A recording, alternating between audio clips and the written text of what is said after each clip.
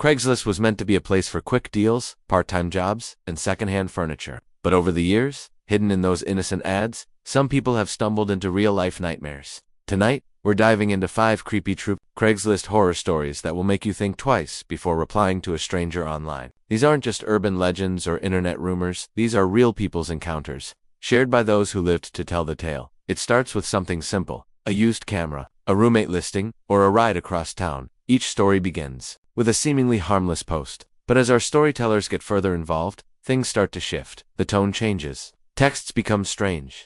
Meetups feel off. And suddenly they're caught in situations far beyond what they ever expected. One woman looking for a cheap couch ends up trapped in a basement with no cell signal. A college student offering tutoring services meets a client who knows far too much about his personal life, and a man selling old tools finds himself stalked by someone who never planned to buy anything in the first place. These Craigslist horror stories remind us how quickly trust can turn into terror. Each ad in these stories was the beginning of something dark, and sometimes, escape was the only goal. By the time they realized what was happening, it was already too late. Stay close.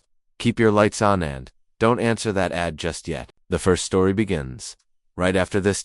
It all began on a quiet Tuesday evening. Mike, a 27-year-old mechanic from Ohio, had just gotten home from work. Tired, he flopped on the couch and opened his laptop.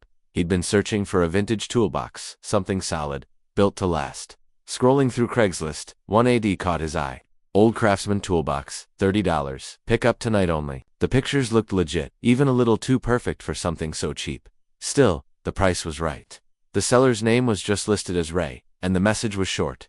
Asterisk, if you're serious? Message, fast. Must pick up before 10 p.m. Asterisk. Mike hesitated for a second, but curiosity pushed him. He messaged Ray, who replied almost instantly, giving an address about 25 minutes out of town. The neighborhood was unfamiliar, rural, quiet, with narrow roads, and barely any streetlights. Ray insisted on meeting in person, no holds. I don't do porch pickups. You come in, check it yourself. The message read. Mike tossed the toolbox in the back of his mind as just another deal. But as he drove, the sky darkened, and the road signs became less frequent. His GPS flickered for a moment, then reconnected.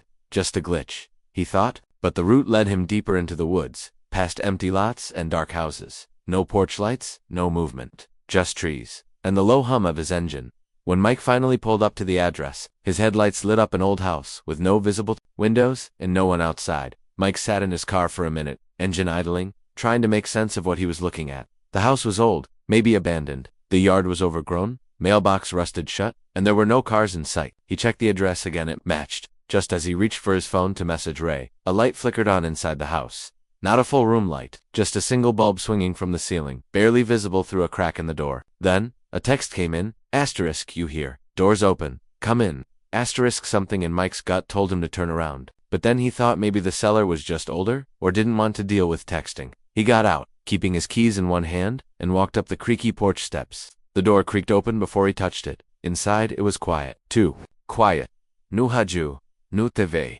Just the hum of that swinging bulb. A dusty hallway stretched ahead, lined with old photos he didn't stop to study. A strange smell lingered in the air. Not bad, just ... off. Meanwhile, across town, Lisa, college student looking for a cheap used desk, was messaging a different Craigslist seller. The guy seemed nice, even polite, said he had a desk ready for pickup in his storage unit. But then he asked if she'd be coming alone. She ignored the question, but a minute later, he messaged again. Asterisk, just want to make sure you're safe. Some people are weird on Craigslist. Asterisk. She paused, uneasy now. What were the odds? 2 different people, 2 strange sellers, and one night that was about to change both of their lives forever. Mike stepped deeper into the house, his boots pressing into soft, dust-covered floors. The air was heavy, thick, like no one had opened a window in years. He called out Ray, but got nothing back. No footsteps. No voices, just a slow, distant creak-like weight shifting upstairs. He glanced at his phone. No signal. His battery had dropped fast too, down to 12%, even though it was fully charged before he left. He considered backing out, but just as he turned toward the door, it slammed shut. Hard. The sound echoed through the narrow hallway, and something in him froze. Upstairs, another floorboard creaked, this time closer to the stairs. Mike moved backward slowly, his breathing now the loudest sound in the house. Then he saw someone standing just at the top of the staircase. Barely visible, not moving, just watching.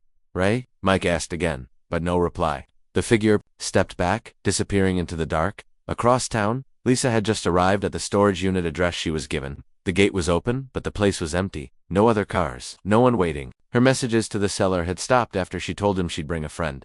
She stood there, unsure, when she heard the sound of metal rolling. One of the storage doors farther down was slowly opening. No wind, no one in sight. Two different places to Craigslist deals. But something about both felt planned, and neither Mike nor Lisa knew that by the time the night ended, one of them wouldn't be coming home. Mike stood frozen, heart pounding as he stared up the staircase where the figure had vanished. He wanted to believe it was just the seller, maybe, an old man who didn't realize how creepy everything looked. But deep down, he knew something wasn't right.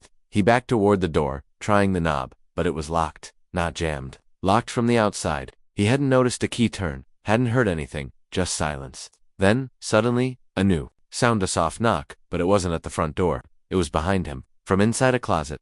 Meanwhile, Lisa stared at the open storage unit, nerves on edge. Her friend hadn't arrived yet, and the longer she stood there, the more uneasy she felt. Just as she reached for her phone to call him, her screen lit up. A message from the Craigslist seller. *, why'd you bring someone else? Her fingers trembled. She hadn't posted about it anywhere, hadn't said where the unit was. She hadn't even answered his question earlier. How did he know? Back at the house, Mike slowly stepped toward the closet. He placed his hand on the handle, hesitating, then before he could open it, it creaked open on its own. Empty, just shelves and dust.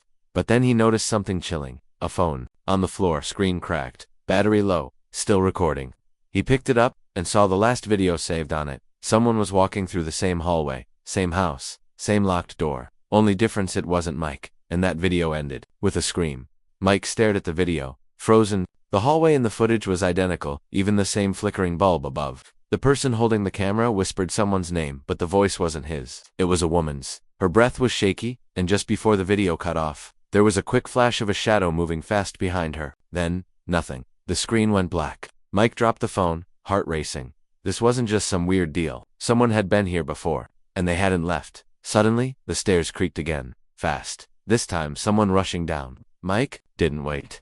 He turned and kicked the front door with everything he had. On the third hit, the wood cracked. Just as the heavy steps reached the bottom, he forced the door open and sprinted to his car. No sign of anyone behind him, but he didn't stop. He drove straight. No GPS, not even sure which way he came. All he wanted was distanced out. At the same time, Lisa finally saw her friend's car pull up. She waved him down, but before she could speak, he pointed to the side of the building. A second storage unit had opened quietly, and someone stood inside, wearing a jacket that matched her Craigslist seller's profile photo. Only now, there was something off in his face. No smile, just stillness. When they approached, the unit was empty again. Weeks later, both Lisa and Mike found the same thing when they tried to report what happened. The Craigslist listings were gone. No seller history, no address traceable, just deleted. But then, on a quiet evening, Mike got a new message. No name, no subject, just one line. *, you still looking for that toolbox? *, Mike never replied to the message. He deleted it immediately, blocked the number, and shut down his Craigslist account for good. Even though he made it out, the feeling of that house never left him. The hallway, the silence, that video, it stayed in his mind like a bad dream that never fully fades. He later tried searching online for similar stories and found forums filled with people sharing Craigslist horror stories. Different cities, different items, but the same patterns. Fake listings, vanishing profiles, missing buyers. The more he read, the more he realized he wasn't alone, and that maybe the people behind these listings didn't want money. They wanted something else. Lisa and her friend filed a police report that night. Nothing ever came of it. The unit owner claimed no knowledge of any meetings, and no camera footage could be recovered. She stopped using online classifieds altogether. Her experience felt